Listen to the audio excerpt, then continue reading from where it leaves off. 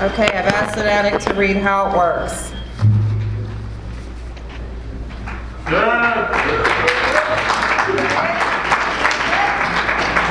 My name's Seth. I'm an addict. How it works. If you want what we have to offer and are willing to make the effort to get it, then you're ready to take certain steps. These are the principles that made our recovery possible. 1, we admitted that we were powerless over our addiction, that our lives had become unmanageable. 2, we came to believe that a power greater than ourselves could restore us to sanity. 3, we made a decision to turn our will and our lives over to the care of God as we understood it. 4, we made a searching and fearless moral inventory of ourselves. 5, we admitted to God, to ourselves, and to another human being the exact nature of our wrongs. 6, we were entirely ready to have God remove all these defects of character. 7, we humbly asked Him to remove our shortcomings. 8, we made a list of all persons we had harmed and became willing to make amends to them all. 9, we made a direct amends to such people wherever possible, except when to do so would injure them or others. 10, we continued to take personal inventory, and when we were wrong, promptly admitted it. 11, we sought through prayer and meditation to improve our conscious contact with God as we understood Him, praying only for the knowledge of His will for us and the power to carry that out. 12, having had a spiritual awakening as a result of these steps, we tried to carry this message to the addicts and to practice these principles in all our affairs. This sounds like a big order, and we can't do it all at once. We didn't become addicted in one day, so remember, easy does it. There's one thing more than anything else that will defeat us in our recovery. This is an attitude of indifference or intolerance towards spiritual principles. 3 of these that are indispensable are honesty, open-mindedness, and willingness. With these, we are well on our way.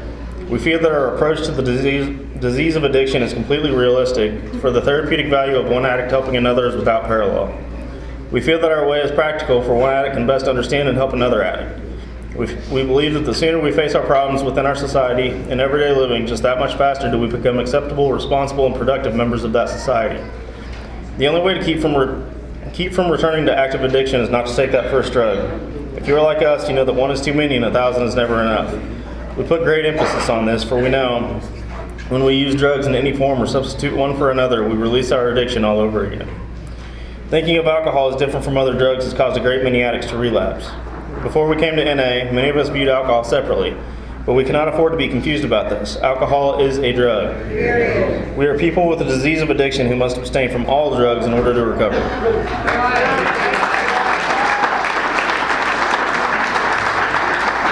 asked an addict to read the 12 traditions.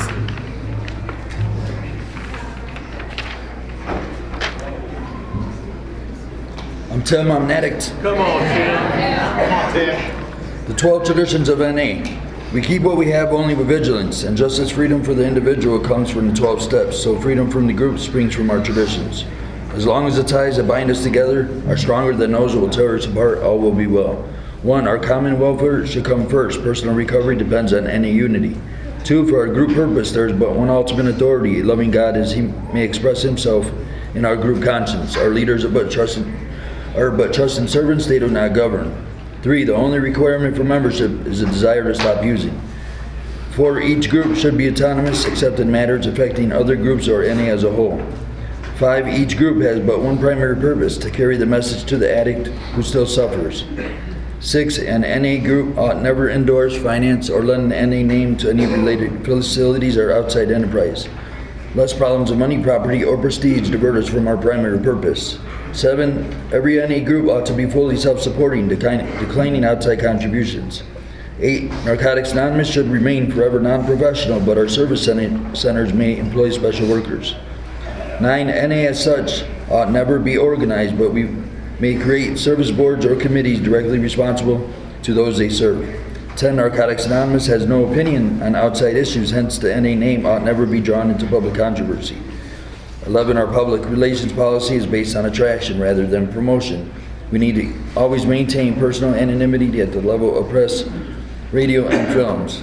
12, anonymity is the spiritual foundation of all of our traditions, ever reminding us to place principles before personalities. Understanding these traditions comes slowly over a period of time. We pick up information as we talk to members and visit various groups. It usually isn't until we get involved with service that someone points out that personal recovery depends on NA unity, and that unity depends on how well we follow our traditions. The 12 traditions of NA are not negotiable.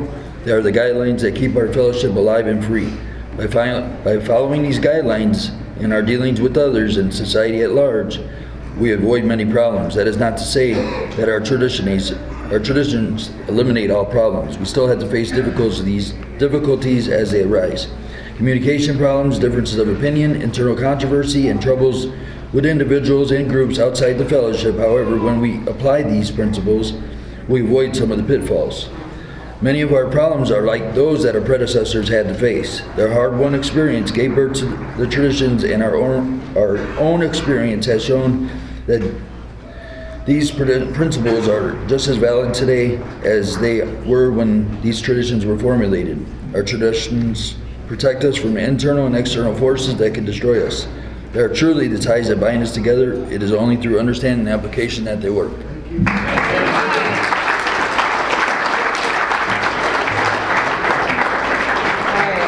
Someone to read Just for Today.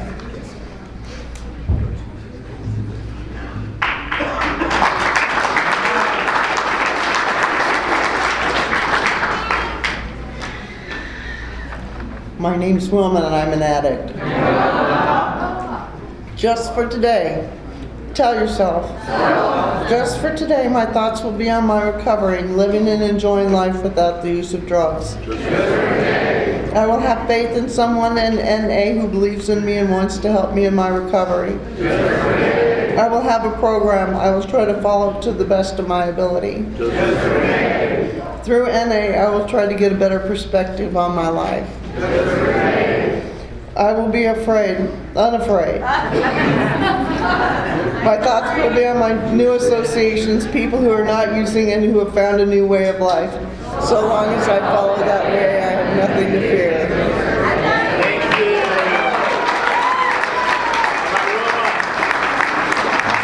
Okay, I've asked an addict to read the clarity statement.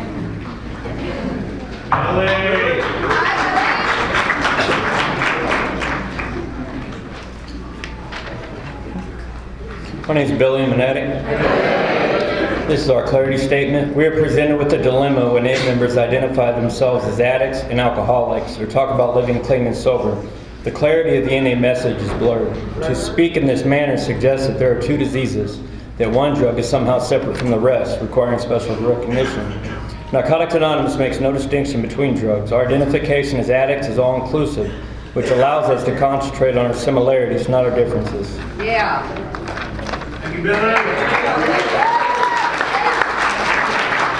Okay, I need your help, guys. Please help me in welcoming our first speaker, Jen.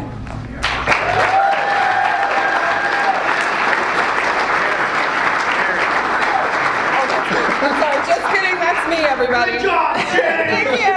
Karen C, everybody!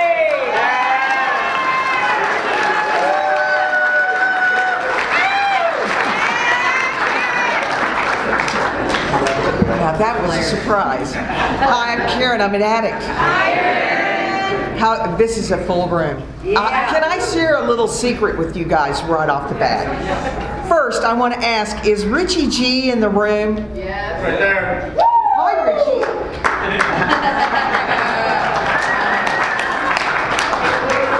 Richie texted me a couple, 3 weeks ago and asked if I would share. I don't know if he noticed or not, but I waited about 4 or 5 hours to respond. My sponsor said I had to, because when you're asked to do service, you just do it. You know, you just do it. And so here I am going to talk about boundaries. The secret I want to tell you guys is, I think this is cabin fever number 14 for me. I don't have 14 years. The secret is, until today, I had never once been to afternoon breakout sessions. Seriously, I always went shopping. I'm sorry, I went shopping. There's an outlet mall that's not worth a shit anymore. But anyway, I just want you guys to... So I thought, isn't that my higher power doing a funny little trick for me? Getting me to come and be in an afternoon session. So I'm here. I'm here, and I will come to the afternoon sessions from here on out because they've been really good so far. This is not my first clean date, guys. This is my second clean date. But I'm going to tell you, if you don't mind, I'd like to share with you how I ended up with a second clean date, and it's because of a lack of boundaries. When I first got clean, I had this crazy idea that I could still run around with some of my old people, places, and things. And so I would go to bars and I would listen to bands and I would be with all my old buddies, and they'd be drinking, they'd be using, I'd be the designated driver, okay? I did this for over 5 years. Then in about year 7 or 8, my partner was bringing beer home all the time and drinking in the house. So guess what I did? I started buying non-alcoholic beverages because I thought, oh boy, how cool, how fun. You know, that's my addict mind, thinking it's all good. Well, guess what I realized from the very beginning was I would slam those damn non-alcoholic drinks. I mean, I would slam them. I'd feel nothing, but I'd get really full. I'd get really full and I'd stop, you know. But in my mind, I thought, ooh, isn't that odd? You know, I am slamming these non-alcoholic drinks because, well, guess what? I'm an addict, okay? I'm an addict. So I shared about that in my home group one time about how I was buying these non-alcoholic beverages. And this woman who's here this weekend, she's an old timer, she said, "You're play drinking." Oh my God, I got mad. I thought, no way, no, bullshit. You know, I call bullshit on that. I'm not play drinking. Because the real truth is I didn't have the right kind of boundaries. Because I thought I was going to be okay, and that just because my other normie friends could do these kind of things, I could, okay? That I'd be okay. So let's step back a little bit. My addiction, I'm not going to talk about my addiction because we all have about the same story. There's no ands, ifs, or buts about it. We wouldn't be in these rooms today if it weren't for the disease of addiction. But I can tell you that while I was in my active addiction, I had no boundaries. None. I would do anything, I would say anything, I would act in any way that I thought would get me what I wanted, okay? I was a people pleaser, which happens to be one of my myriad of character defects. I still catch myself wanting to be a people pleaser. So all through my addiction, I did that. I used people, I stole, I cheated, you name it, I did it. Because I didn't have any boundaries. None whatsoever. So when I got in the rooms, I started kind of hearing about boundaries. I thought, what are those? What are boundaries? Well, I have found out since the relapse that no is a complete sentence. For me. And I can't play with my recovery. I can't. I played for the first 10 years or so, and I finally got real with my friends, my family, and I admitted that I had relapsed. And it was after almost 11 years. And that's when my life started getting better. You know, my life started getting better. The ego got involved, edging God out. I was really pissed off about the idea that I had relapsed, honestly. I was really mad and I was real angry. And I was hateful to folks. I mean, the problem with addiction is it's a disease that wants you to believe you don't have a disease. And that's where I got there. I was acting out. I was play drinking.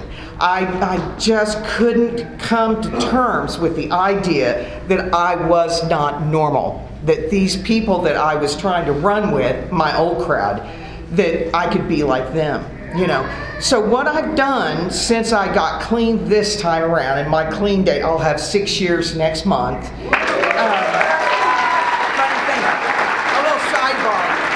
My sponsor, whom I love, she has been my sponsor since I came in the rooms. She told me I had to sign that banner thing, So I walk up there, and it's the damnedest thing. I walked up to the banner, and the very first name I saw was Brittany. and she had my first clean date. And I thought, is that not wild? It's my higher power getting through to me to make sure that I never have to have another clean date. Okay? I never do. I don't have to use again. And so with boundaries, you know, had I had some really healthy type boundaries when I first got clean, I would have that same clean date as this Brittany, you know, the same one that I started out with. But I didn't have those boundaries. I let people, places, and things take me back out of the rooms. And it wasn't the intention, but that's the ultimate outcome. You know, that's what happened. So I'm not sure I have a whole lot to say about boundaries other than you need them. You need to take care of your recovery. If you don't have good boundaries, then you'll end up like I did, you know, in a very deep, dark place. I can tell you with the relapse, the first thing I realized almost immediately was this deep, dark hole that showed back up again. Because when I first got clean, I found a higher power, okay? I found a higher power that like saved my life and the rooms in Narcotics Anonymous, because that's how I got here. I got here because you guys prayed me in the rooms. It wasn't because of any thought of my own. But anyway, this higher power, that's been the greatest gift I've ever gotten, okay? But when I relapsed, I realized almost instantaneously I no longer had a connection. The connection was gone. And, you know, that was one of those, there was a boundary there between me and my higher power. I couldn't get close again. I struggled with it. I struggled. And so that's been the hardest part of getting back into the program for me, was to reconnect with my own higher power, because that is what got me in the rooms to begin with. But I can tell you today that that connection is stronger now than it's ever been. And I no longer ever would consider playing with my recovery ever again. Ever.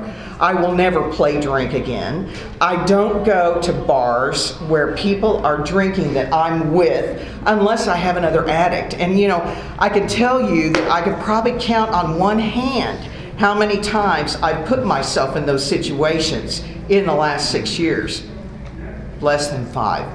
Because I found that I don't want to relapse again.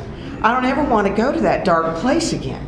I want to have the right, healthy boundaries for this addict that will keep me in the center of the rooms. Now, I don't do this thing very gracefully. I damn well bet you not. But I'm doing things differently this time around. I'm doing service. You know, it's like difficult. It's difficult dealing with people, you know. But one of the things I'm doing, it kind of sort of relates to boundaries a little bit. I'm telling people what I want, you know. I'm telling people what I don't want, because that's something that I never did before I got clean. I wouldn't tell them what I wanted outright. I'd try to manipulate and get whatever it was I wanted. Now I'm straightforward and I just say, this is what I want, this is what I don't want. And it's helped a lot. It's helped.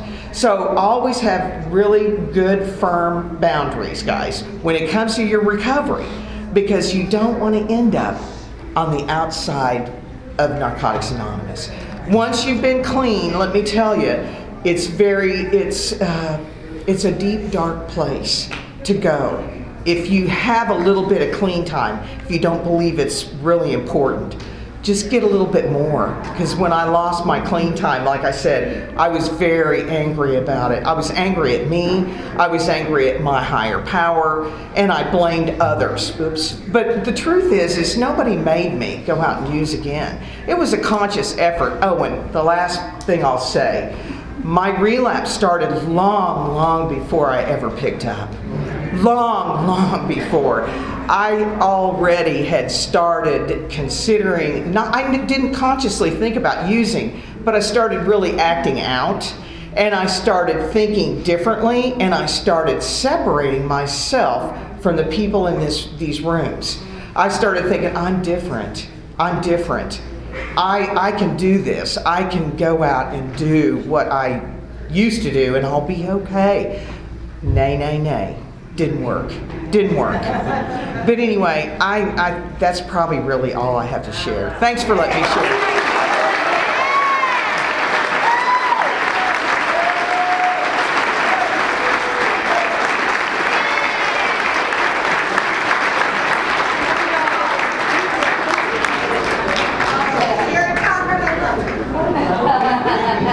Okay, everybody, our next speaker is Danny H.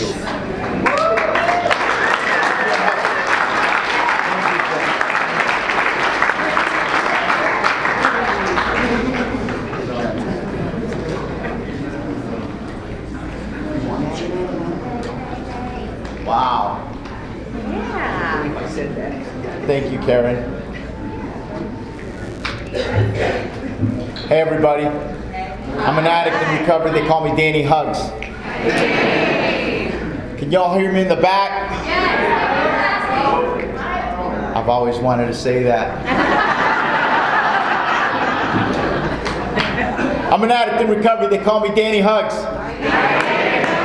Wow, I'm grateful to be clean. I'm grateful to be in a Narcotics Anonymous meeting. And I want to thank the committee. Thank you, Richie, for calling and reaching out. And I want to thank all of you for taking the time this afternoon to be in here. I saw a lot of people leaving down the hall when I was walking in here. And honestly, I can say that in my head, I was saying, oh, good, they're leaving. Good, they're leaving, right? Because I don't know, like, if this happens to you, but I get real nervous up here. Like in my head, in the shower, the night before, I have a real good share in my head, right? But I've learned through over the years, through coming up here and having the responsibility to carry a clear Narcotics Anonymous message, that I need to get out of the way. Yes. And when I get out of the way, most of the time, I can leave my ego at the chair and come up here and be an instrument of my higher power, right? And not just an ornament. Be an instrument and not just an ornament, right? And carry this message, this life-saving message. So Narcotics Anonymous is a way of life for me. If you're new, I want to say welcome. If it's your first convention ever, will you please raise your hand? Anybody here for their, wow.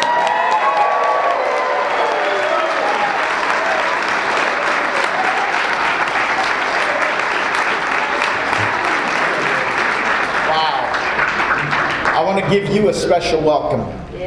And if there's anybody that's used and are here that you didn't die, I want to give you a special encouragement to please stay, because you almost missed it. A lot of us go back out and we use for whatever reason, and we don't make it back. The lucky ones die. I'm going to say it again. The lucky ones die, because the ones that don't die are stuck in this endless loop of destruction and despair. So let me get on with the topic. Let me tell you first off, my clean date is I'm going to qualify. I'm not trying to impress you. Maybe a little bit. But I'm definitely not trying to depress you. I have one clean date. My clean date is October 20th of 2001.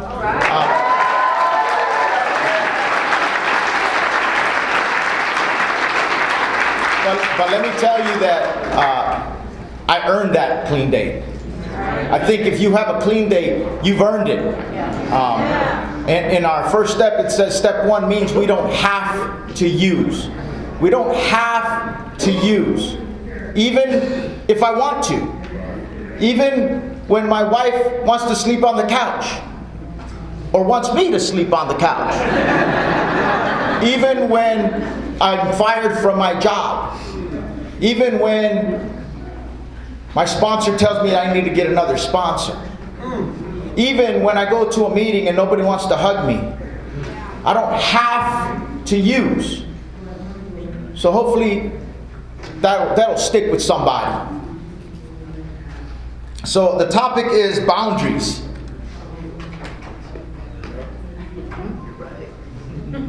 I'm not wearing my glasses, I apologize. Setting boundaries or having them set on us. All right, so I've got experience on both sides of that coin, right? So as I mentioned, I'm a recovering addict. Right? So the drugs are gone. The drugs are gone. If you have a monkey in a suit and you remove the suit, you still got a monkey. So just because the drugs are gone doesn't mean that I don't come in here with a lot of limiting beliefs, a lot of old ideas, a lot of agreements that I've made as a child, and a lot of messages that I tell myself about myself, and then I react to what I'm telling myself. Are you with me? Okay, this is a workshop, so I want to see some nodding, like some interaction, because I want to stay. I want to stay in touch. I want to stay in tune. I want to stay focused on what the topic is. So the boundaries have always been me, mine, more. Me, mine, more. Right? I know I'm in the right place, right? So our literature talks about total self-centeredness. Not just self-centeredness. Total self-centeredness, which means that the whole thing is totally about me. When they're huddling and they're gathered together, I don't know about you, but I think they're talking about me. When the people in the back of the room that are having a side conversation, I'm thinking they're thinking about me. So part of that total self-centeredness is that I do things to push people away, and therefore I tell myself, see, they didn't like you anyway. Anybody? Yeah. So based on that, right, that little bit of introduction comes the boundaries, right? I didn't know how to have boundaries. I still forget. I don't see me coming sometimes. I still don't know that I don't have to interject in a conversation that has nothing to do with me. You can say ouch. I'm talking about the things that I tend to do without my permission. I know better, but sometimes I can't do better. Like I'm so consumed in self that I bulldoze my way into whatever self-centered fear pops in. I'm afraid that you're going to exclude me. So I'm talking about deep-seated wounds of rejection. I'm talking about abandonment issues. Huh? Yeah. The 12 steps of Narcotics Anonymous, they are the tool that my higher power has enabled me to uncover, discover, and discard some of the things that no longer suit me in this way of life. Yeah, they served me well when I was getting drugs, using drugs, and finding ways and means to get more drugs, but the drugs are gone. But I'm still utilizing those tools. I'm still using those systems to navigate through my life. So I'm a 12-step member. I believe in the 12 steps of Narcotics Anonymous.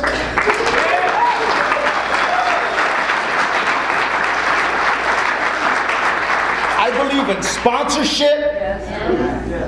Not for validation, right? I don't have to tell you who my sponsor is. I'm talking about I believe it because I can't I can't spot self-deception by myself. I can't tell if I'm coming or going. No matter how much time I got, no matter how many times I've worked the steps, no matter who my home group is, where my home group is, or who my sponsor is, the disease is relentless. My friend tells me, look man, it's fighting for its life. And it'll use anything or anyone to survive. Even the literature. going to say it again. My disease of addiction is not outside doing push-ups, right? My disease of addiction is in the meeting with me. It studies our literature with me. Huh? It even calls my sponsor. Everything's good.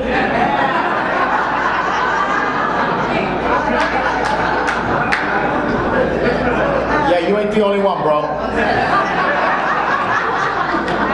It even shares better than me. So I say all that to say this, the boundaries thing. How am I going to spot the boundaries if I don't even know what they are? If I've never had a set of tools to help me with boundaries, right? So I feel that there's two main reasons why people like me don't have boundaries. Ignorance and selfishness.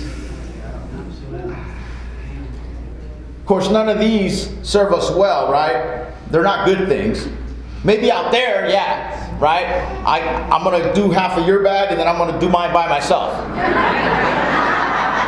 Selfishness. That served me well out there. But if I want this new way of life that Narcotics Anonymous offers, that doesn't suit me well here. Because that separates me. That alienates me. That pushes you away. And then the disease has got what it wants. It just wants to back me into a corner. That's why in our literature it says recovery is what happens in our meetings. Because when I'm in a meeting with other people who understand the disease of addiction and the recovery process, I'm not isolated. Even if I don't open my mouth, I can identify with what you're sharing. Now, a child is born with ignorance of etiquette, of how to conduct themselves. And it doesn't know anything about boundaries. And it needs a lot of help and a lot of training, right? Addicts display a deeper level of ignorance. And it talks about it in the triangle of self-obsession. You know, that green pamphlet that's in the meeting?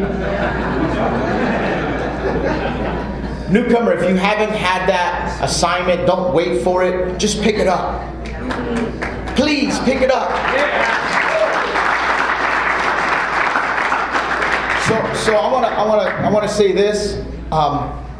When I got here, I carried a lot of stuff with me. I just wanted to fit in. I just wanted to feel a part of. I just wanted to like ease that pain, right? So I did just enough work to ease the pain of living without drugs. I did just enough to get the validation from my sponsor. I did just enough work to be able to say, yeah, I'm on step 4. Right? I did just enough work so that I can feel like I fit in. But it took a long time to do the work necessary to actually live and enjoy my life without the use of drugs. So there's some work that I have to do. Like that's why, look, I'm going to tell you, I'm a product of the Chicago public school system. Wow, you must have succeeded.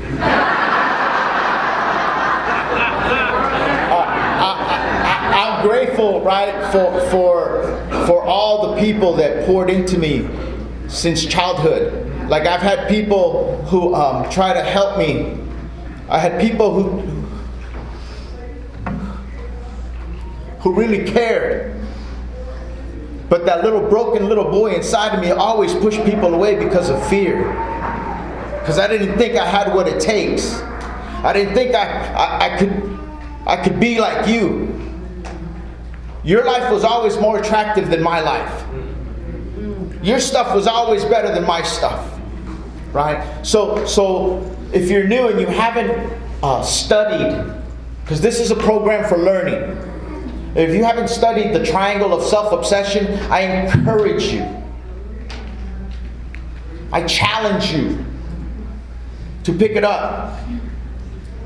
triangle of self-obsession, it says that as addicts, however, we falter along the way.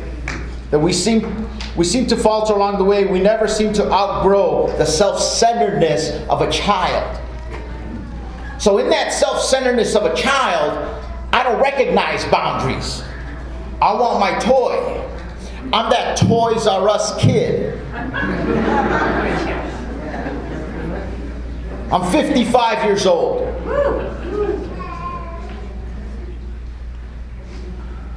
I'm married. So I get my feelings hurt on a regular basis.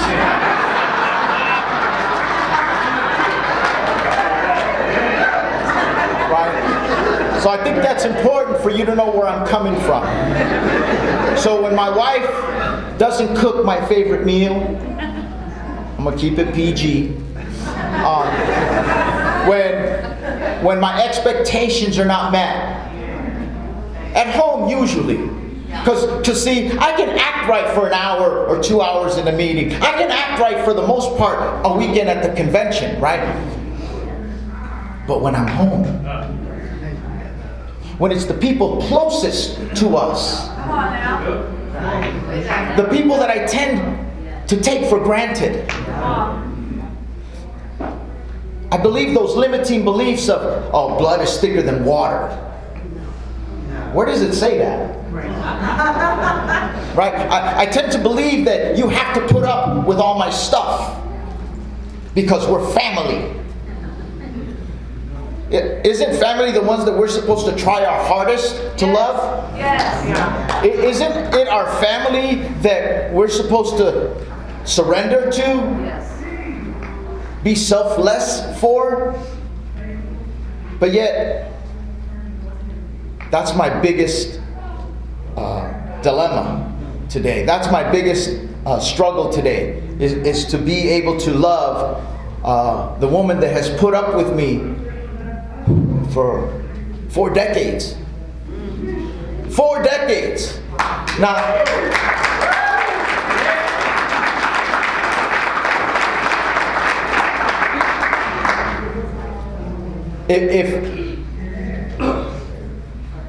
if I don't make any major mistakes between now and February 25th, this month, we'll be married 39 years.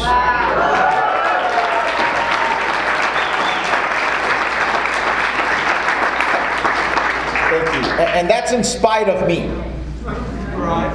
Because I've done everything wrong. Everything. Even that.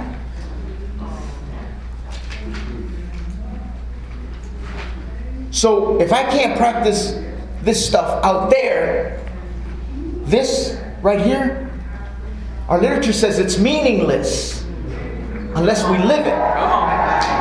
It's meaningless unless we live it. So Narcotics Anonymous is teaching me how to grow up, how to mature, how to have integrity, and not try to take off my wedding ring when I'm hugging somebody. Talking about me. The Triangle of Self-Obsession is a good read. It's a good tool. So back to the topic. We know the rules, but we're blind to even see how we break them. Because of the self-obsession, I'm locked and loaded on a fixed idea, ignoring who it affects, what it disrupts. I'm like one of those missiles, guided missiles that have as a target, right? And it doesn't matter what's in the way. I'm talking about self-obsession, y'all. That's at the core. The basic text says self-obsession is at the core. Not self-centeredness. Self-obsession is at the core of our disease.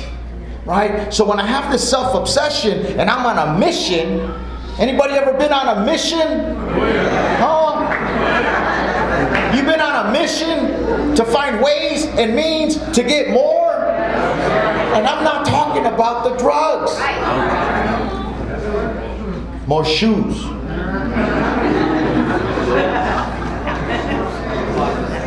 Ouch. I have a Harley Davidson, so more shiny stuff.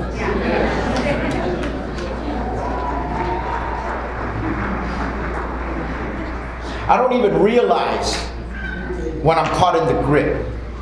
Step 1 talks about denial, substitution, rationalization, justification, distrust of others, guilt, embarrassment, dereliction, degradation, isolation, and the biggest one for this addict, loss of control.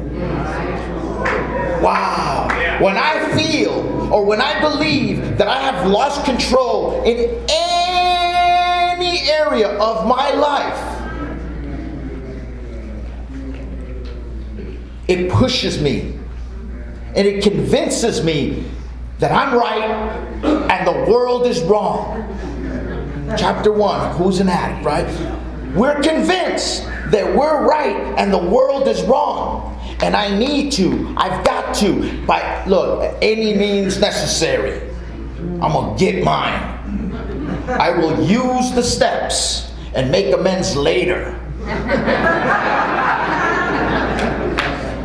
I may not be putting drugs in my body, but I'm using my defects. Am I snorting lust? Am I drinking greed? Am I smoking self-righteousness? That's what I'm talking about. I'm not talking about, I don't have a drug problem. I have the disease of addiction.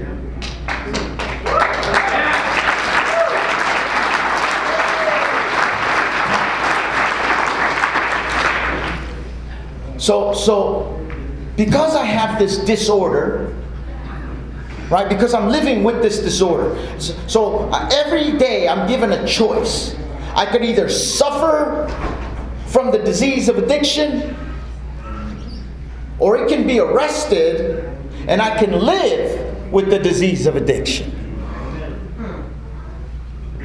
I have a choice. And some days I'll make the wrong choice.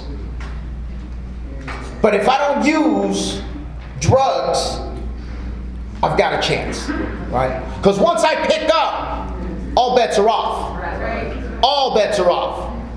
That's been my experience in Narcotics Anonymous, is that once I pick up that first one, man, you may not see me. Especially now with what they're cutting with, right? I don't like cut. I don't like cut. I didn't like cut then when I was using, and I don't like cut when I come into a Narcotics Anonymous meeting. I'm talking about me. I'm talking about me. So let me give you a couple of examples of our topic.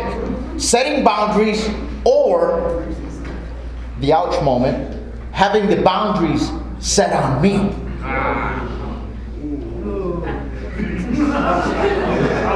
I'm talking about my sponsors talking to somebody and I'm playing double dutch in my head. Just waiting. I'm just waiting for an opportunity to jump in there. If you thought that looked funny, you should have seen me enter the conversation. 21 years clean. I've worked the 12 steps several times. I've got a Narcotics Anonymous sponsor that has a Narcotics Anonymous sponsor that has a Narcotics Anonymous sponsor.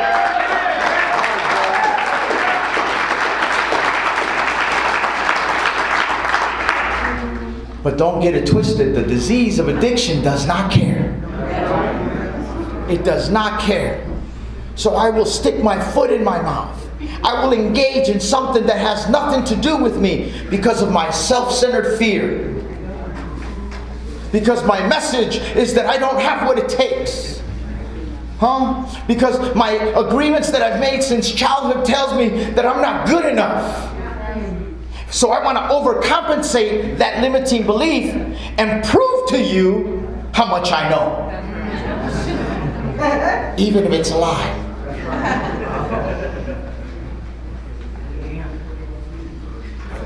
So I'm not here to speak from up here. I'm talking about practical experience, my own hard-won experience, the lessons, the embarrassment, and I still don't use.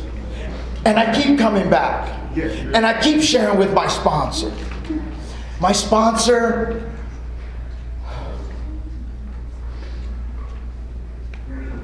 I can't even look at you right now, bro. My sponsor's so loving, so tender. He gives me grace that I can't even give myself some days.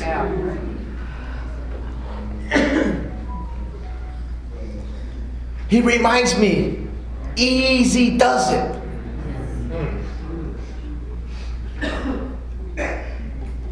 One of my biggest defects is perfectionism. I know I'm in the right place.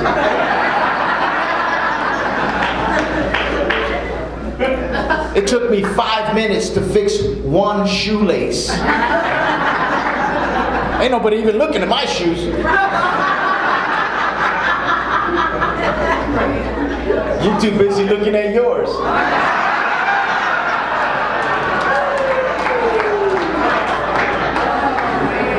So I stand before you, the broken little boy, the fractured personality that only my higher power can put back together.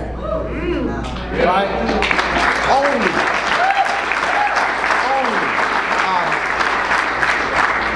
Yesterday's spiritual principle a day talked about the mosaic.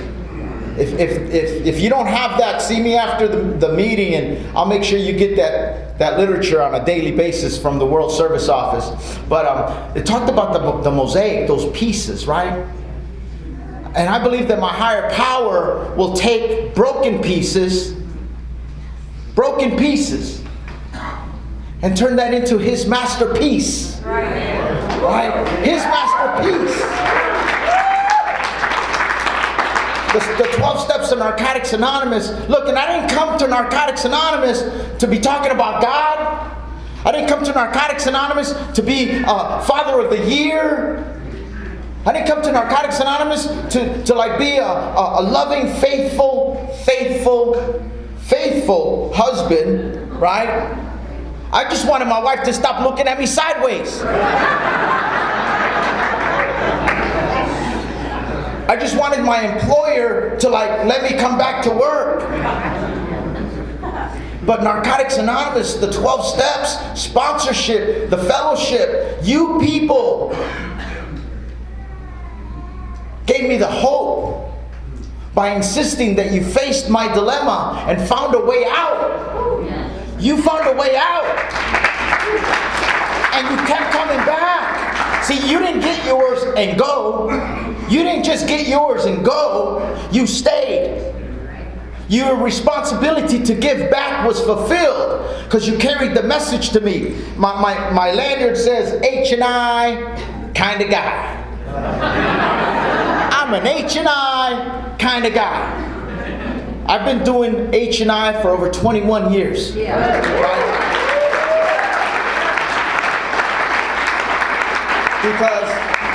Because I believe that I have a responsibility. I have a responsibility to give back what was so freely and graciously given to me. But let me tell you that I've also done a lot of work on myself. Not because I like to write. Not because I want to come up here and tell you, look what a good NA'er I am. I do it because I'm a good dope fiend. If I like the results, I'm going to do more. Right? If you like what's in the baggie, chances are you're going to cop some more. So when I started putting the pen to paper, when I started disciplining my life to doing the work, the rewards outweighed the effort. And I've always been a backward kind of guy. the rewards outweigh the effort, right? So I've always been, let me get a big bag, make a bunch of little bags, so I can get mine for free, right? Have my cake and eat it too, but that never worked out for me. That's why I'm here. That's why I'm here. I was not my best customer. I was my worst customer, right? Because I would front it to me, and then me would burn me. So while Flacco is waiting for his money, I'm asking Pookie, let me get one more. And see that those endless vicious cycles of like a dog chasing his tail, even after I got clean, even about like imposing my will, bulldozing my way, imposing my beliefs on people. That part. And when I impose what I believe on somebody that's not even asking me. Come on now. Unsolicited advice. And then the disease says, well, you're just trying to help. Don't they know who we are? Yeah, don't they know? And then I go asking for cosigners. So then not only am I bulldozing and imposing on you, but I got my whole gang of defects with me. And they'll tie you down and have your way, have their way. But see, that's the thing about not respecting boundaries, not knowing about boundaries, because for me, for this addict, before I've been able to have a spiritual awakening, I'm one of those hard-headed addicts. It had to be before it became a spiritual awakening, it had to be a rude awakening. And after all the pain, and after all the shame, and I can't go to that meeting anymore because of all the harm I've done, so now I'm going to that meeting. And I'll replay the whole scenario all over again. And now I can't go to these two meetings, so I'll go to a third meeting. And eventually, like, I can't go anywhere. And when the disease tells you you can't go to any of those meetings with those people, our first tradition of unity is non-existent. When I start thinking, them guys, those meetings, then I'm in the grip. I'm not in the spirit of recovery. I'm not in the spirit of unity and love. All because of what I did. See, I set my own self up. I don't need your help. So through my own hard-won experience, I've had to eat crow. Right? For those of you who don't know what that is, it's not the number 4 at KFC. Eating crow is like having to humbly admit, I'm grateful for my 10th step. I would always do a 10th step in my head. Remember, I always want all the rewards without the effort. But our 10th step states that we continued to take personal inventory. Not just when I'm rounding that 9th step into the 10th step before the 11th step. It says we continued to take personal inventory. So almost 3 years ago, March of 2020, I started writing a 10th step on a daily basis. I'm talking about putting the pen to paper. And I didn't want to do it. But when I got the rewards, when I saw the benefits, it outweighed the inconvenience. It outweighed the effort for this addict. Because I have a default agreement in my head that still tells me that I don't have what it takes. I still have this voice in my head that tells me that I'm not good enough. It still tells me that yours is better than mine, whatever yours is.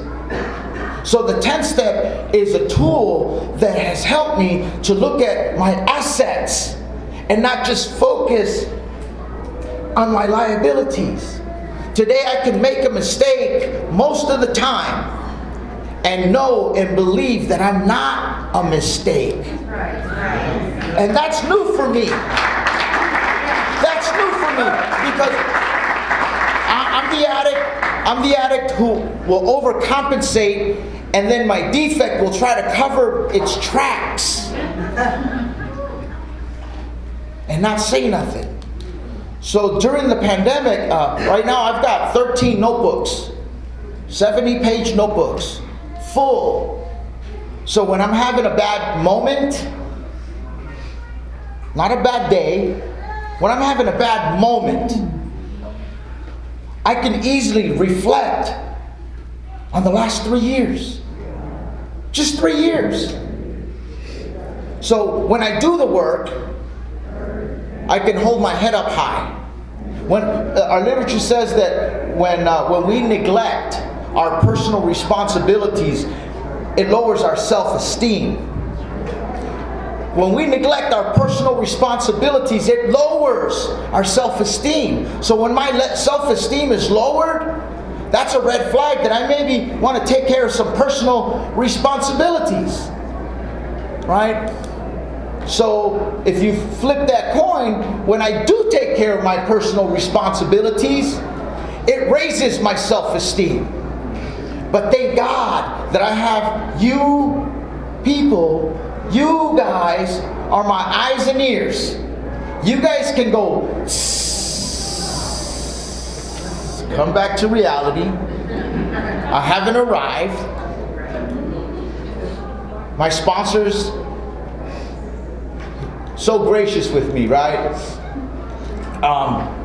So in turn, what he gives me, I give the guys I sponsor. I've become a more gentle and tender and loving and patient sponsor with the guys I sponsor. Because I didn't always be that way. Because if I'm hard on me, I want to be hard on you. I'm going to push people away. I'm going to continue to isolate. The disease wants to isolate me, with or without the drugs. So the boundaries that have been placed in my life are with my family. I had to set boundaries with my siblings. I had to set boundaries with the people in my life. If I don't talk to me like that, I'm not going to allow you to talk to me like that. But not from a self-righteous position, from a position of self-care, from a position of kindness, with the proper tone, not just with my agenda, right? Narcotics Anonymous is teaching me how to recognize time. Time is essential. That's right. Time is essential. So the boundaries with my siblings, right? I've been working on my vocabulary. I don't use profanity most of the time, except when I'm in traffic. Everybody's a stupid Mother Hubbard, right? I can't believe this effing guy, right? But in all other areas, that's why I don't watch sports. We were talking about football earlier, because I lose myself in the moment, and I react. I act like I've always acted. Just like the boundaries, I bulldoze my way like I've always done. And if nothing changes, nothing changes. If nothing changes, nothing changes. I can be real clean, wearing my NA t-shirt, going to 15 meetings a week, and not doing the work. Come on now.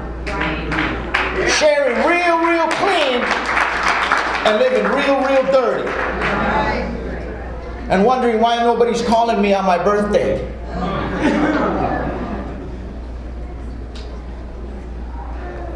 My mother, before she passed away, I had to respect her boundaries. See, because I have this idea, and it's all in the name of love, and it's all in the name of care, and it's all in the name of I'm just trying to help. But really, that's my total self-centeredness, my total self-centered fear of I'm afraid and I'm projecting what might happen. I'm like living I'm future tripping. I'm living in the future. And all it does is it makes my mom not want to pick up the phone when I call. I buried my mother at 16 years clean. And I did the work. And when my mother died, I knew that I had honored my mother's wishes. I knew that she died with dignity in her own home. That little boy that caused nothing but shame and pain in her life, she was proud of me. She made me the power of attorney. I was able to fulfill her dying wishes. She died with dignity at home. She had a DNR, and everything inside of me was trying to still find a way to keep her alive. But I was able to get out of the way and honor her the way she wanted to be honored, not the way I thought she should be honored. I have some siblings right now that they won't talk to me. I mean, we're cordial, and if we're in public, they won't act rude, but we don't really have a meaningful relationship because I have boundaries. Because I can't let you just talk to me any way you think you can talk to me because you're upset, right? And I'm not saying that I'm any better than them or anybody else, right? I'm no better than anybody else, but I'm also no less than anybody else. Like, I give people permission how to treat me. The boundaries. It's a learning. Look, I'm still learning boundaries. I'm a real good learner. But I'm also a real good forgetter. And I forget sometimes when my thoughts and my feelings get in the way.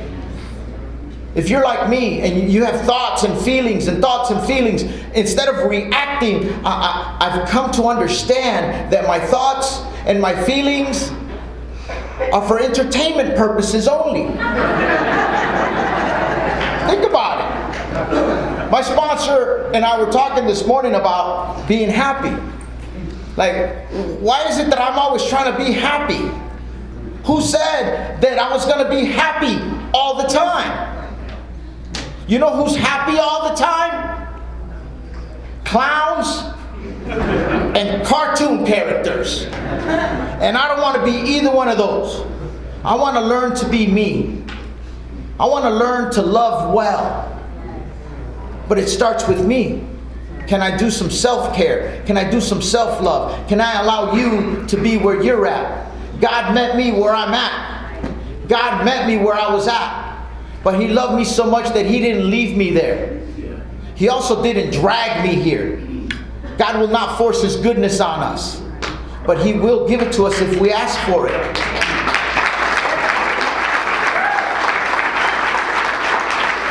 So I am not the expert on setting boundaries.